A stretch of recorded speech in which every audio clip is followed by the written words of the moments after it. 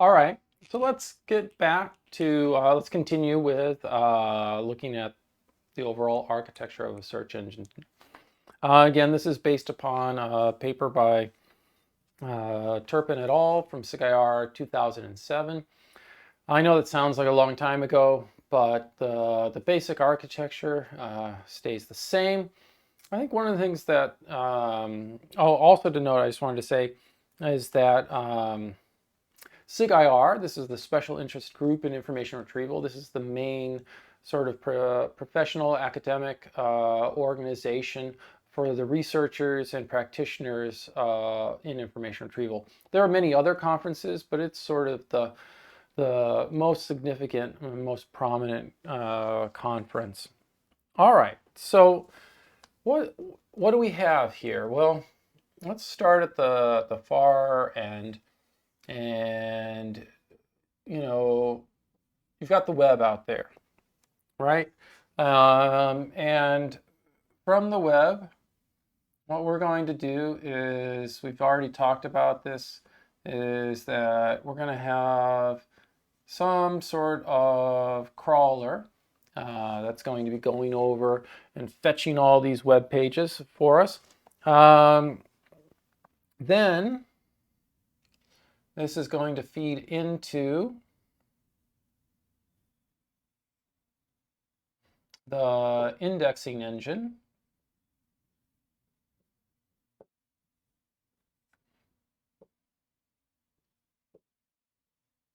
And I'm writing in this strange vertical font because there's not much space on my little whiteboard. If I was able to work with a big whiteboard in a big classroom, I wouldn't do this. But what is the indexing engine doing again? Again, one of the things it's doing is it's doing this whole step where the crawler is collecting all these web pages, all these documents, and putting them basically in a queue and saying, here they all are. And then the indexing engine is going, okay. And it goes and it grabs one of those documents that's been collected by the crawler, and it says, oh, okay, well, I've got to break it up. I got to parse it. I got to break it up into tokens, into these separate words that we're going to be used for indexing. And then it does some steps, and it basically also extracts some other information from the documents and says, all right, I want to store all of this information in a whole bunch of different data structures. So for us, well, they'll be largely data structures in the way that we store things on disk. For the web search company, as portrayed here, these will be engines, which largely, you could envision it all as a single server. But the truth is, behind a front end to a server, there could be a huge number of machines actually implementing these engines. Again, we'll be able to do everything on our own personal computers, and we'll be thinking of these more as sort of separate entities, separate parts of the search engine that we build so that we can have something that functions efficiently and something that manages the complexity for us so it's not just a gigantic mess. All right, so one of the things the indexer is going to do is it's going to take a document and it's going to extract out of it the document's metadata.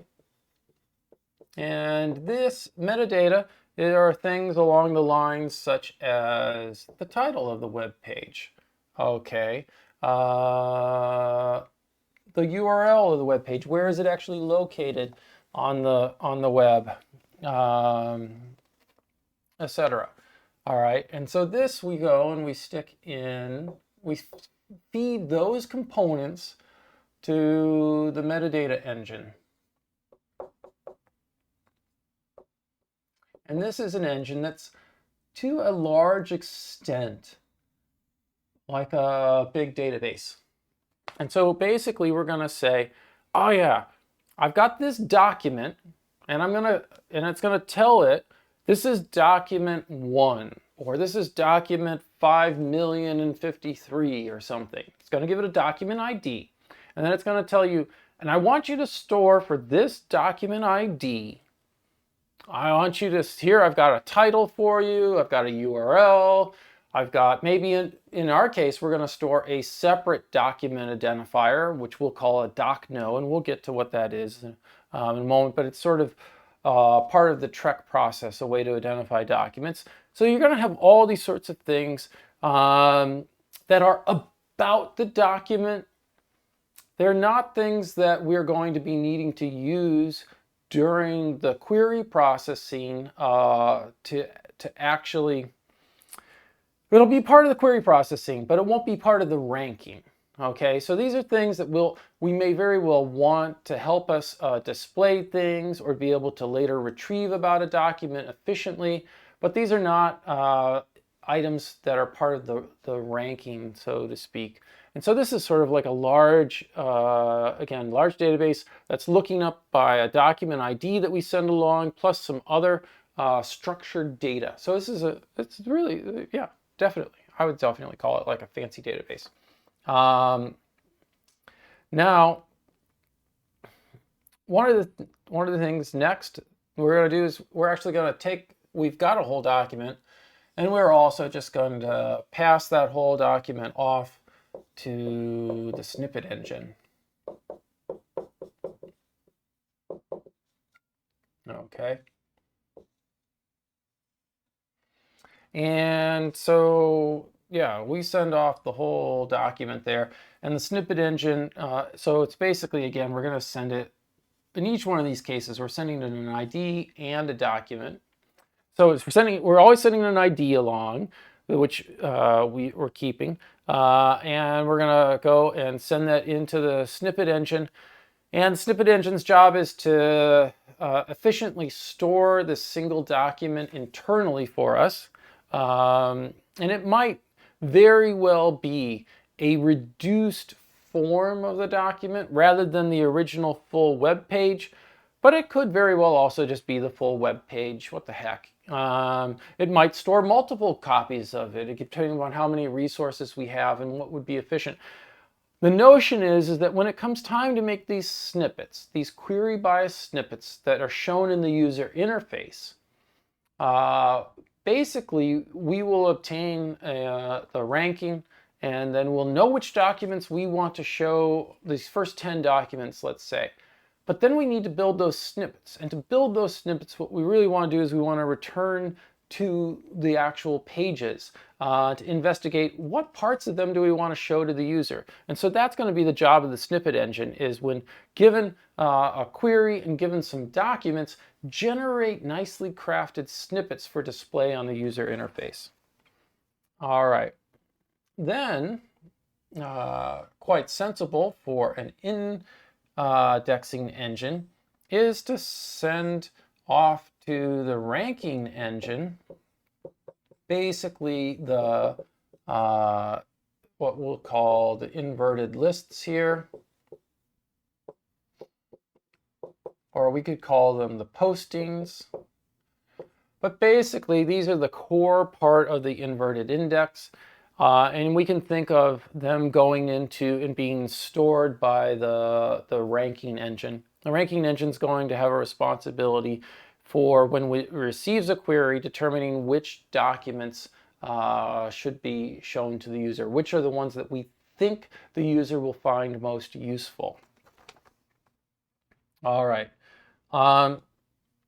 Then, quite interestingly, actually, we're going to send the terms, or you could call them the tokens, to the Lexicon engine. I really like that name, Lexicon. It's a good name. Cool. All right. The Lexicon engine, its job is basically to maintain for us what is effectively a large dictionary that maps from a integer ID that uniquely identifies a token to the string of the token. So one of the things that we have here is that, like things in the ranking engine, when we send in these postings for it, these postings, these inverted lists, are going to have to include and say what are the tokens in those, what are the words, the terms in those documents, so that it can do the ranking. But we don't want the ranking engine to be having to fuss about with strings and taking up all this space and doing comparisons on strings. That's computationally a bad choice. It also would consume large amounts of memory in all of its data structures. And so, again, we have these documents and terms, and we're going to have unique IDs for them. So the documents will all be numbered, and the terms themselves will all be numbered from, basically number 1 all the way up to whatever the maximum number of words we have in our vocabulary. So this is sort of, you could call it the vocabulary engine, but it's the lexicon engine. And its whole job is just to have a mapping back and forth between token ID and the token. What's the string of it? You're like, why does this have to be a whole separate engine? Well, on the web, the amount of tokens or words is ever growing. It's huge, and so it requires special storage for it. In our own case, we don't need special storage, but we do need this mechanism so that we can convert back and forth between the term ID and the actual term. And this becomes critical because when we're about to see from going from the query side, the user is going to give us words. And we're going to need to be able to refer to those words by their internal IDs. And so we're going to have to talk to the lexicon engine about that. And so actually, let's go ahead and work here. And so we're going to have our query engine here.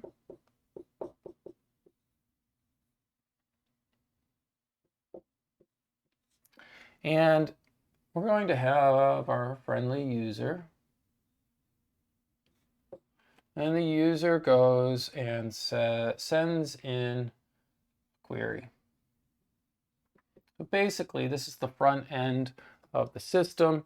And it's going to be managing the traffic between all these other engines for us. All right, so the query comes in.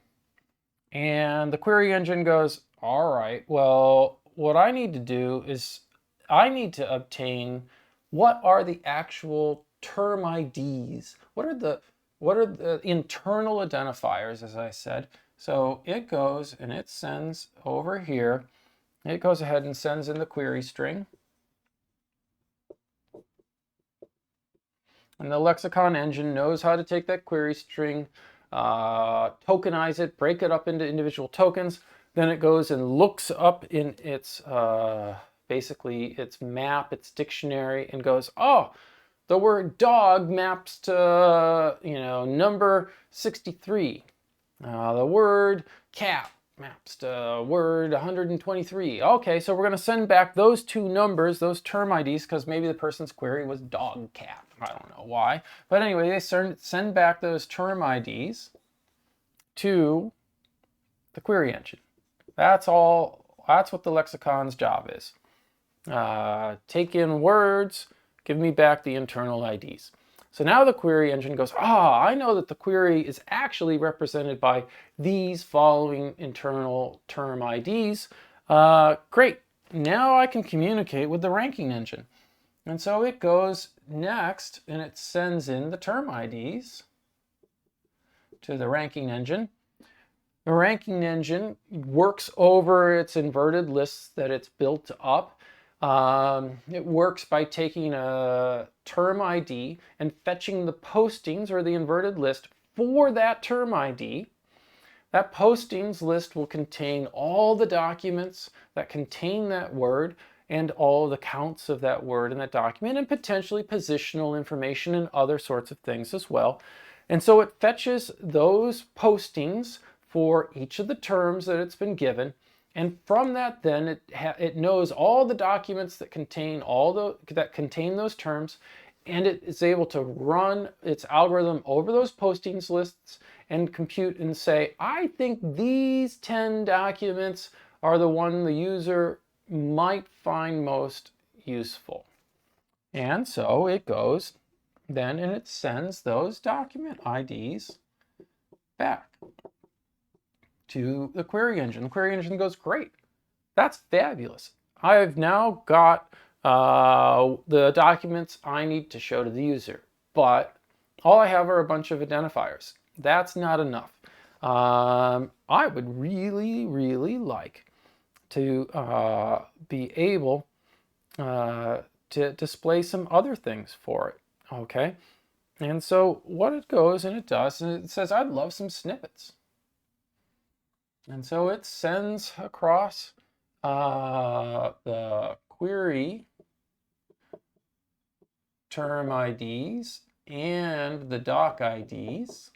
So it needs to send both what is the query, so what was the user looking for, and which are on the document IDs for the results set into the snippet engine. So then the snippet engine goes and it,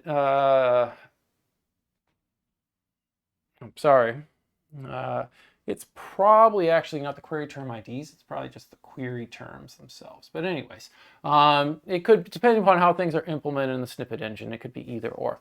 Anyways, and it goes and it says, oh, I've got these document IDs now. Great. For those documents, go fetch them and compute what should be displayed to the user. Construct for me these query biased snippets. Query biased meaning you're giving me the query terms. Now identify some really key parts of those documents that contain those query terms.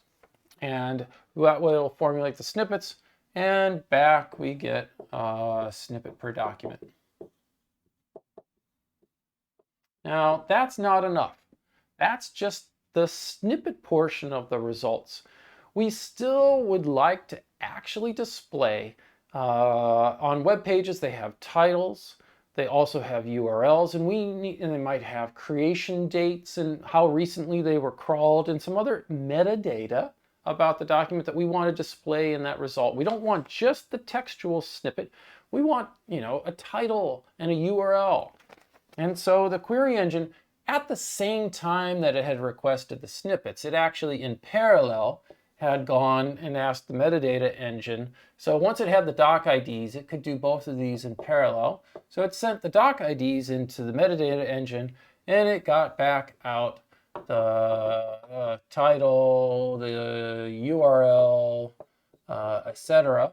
And so then it had all the components. It had the metadata, and it had the snippets, and it puts it together for one total results summary. And it does that for all 10 of those. It builds up that web page, and then the results go back to the user. The results, this is called the search engine results page, which you will see then abbreviated as a SERP. Okay, which is search engine results page. Plural. There's more than one result. All right, that's the overall structure of search engines. Get the documents.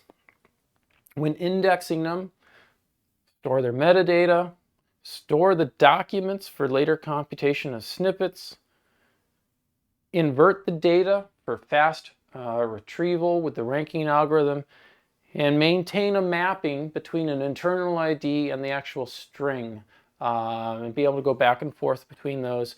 And that allows then when a query comes in for it to again be processed by the lexicon to find out what those IDs are. Those IDs go in, let us get back document IDs that we want to show the user, and then we can ask the metadata engine and the snippet engine for the parts that we want to build up the results summaries that we've put into the HTML that goes back to the user and they can see in their browser. And that all happens, so not the crawling and not the indexing portion, but the query and back, which just goes through the engines. So this is building the system. This is running the system. Of course, that happens super fast. You get back your result in 0.1 seconds if you're Google. And in fact, when you build it for yourself on your personal computer, you'll find, wow, I really am over these, 100,000 documents. I am really able to like instantaneously produce results for myself. I find it thrilling. I just love it. All right, so that's the nature of the search engine architecture. I'm going to pause here and then start up another video.